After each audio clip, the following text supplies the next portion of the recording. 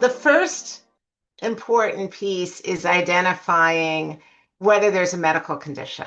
For evidence-based approaches to treating sleep in autism and other developmental conditions, is there something that's interfering with a child's sleep? And that can be reflux, it can be seizures, it can be sleep apnea.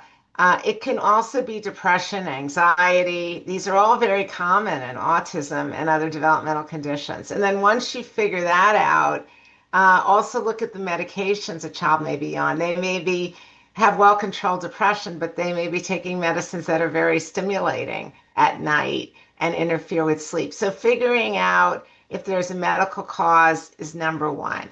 And then once you've done that, I always try to start with behavioral approaches, meaning calming, soothing bedtime routine, consistent bedtime, making sure the bedtime isn't too early because we know a slightly later bedtime promotes sleep, making sure that the screens, whether they be iPads or phones, are out of the child's sleeping environment because the blue light and the content can interfere with sleep, making sure that there's good interactions with the parents so that the child feels comforted, but also knows that it's up to them to fall asleep and they can't become dependent on the parent to fall asleep. Sometimes we use medications to jumpstart that process.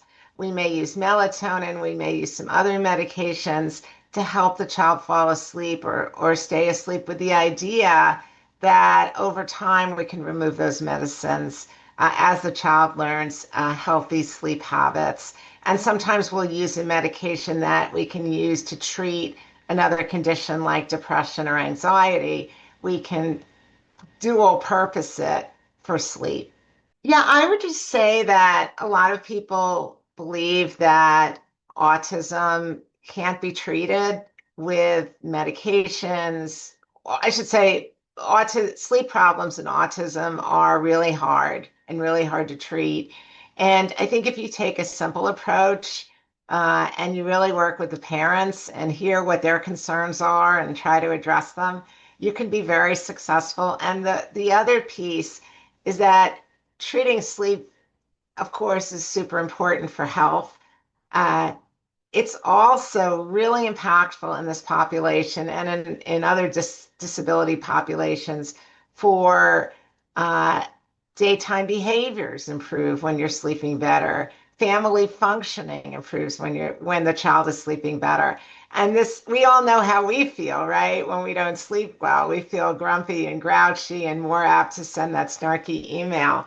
So, if we can help our populations that are already sensitive to um, emotional regulation problems, right? We can help them by sleeping better. We can make a huge impact for the child and the family.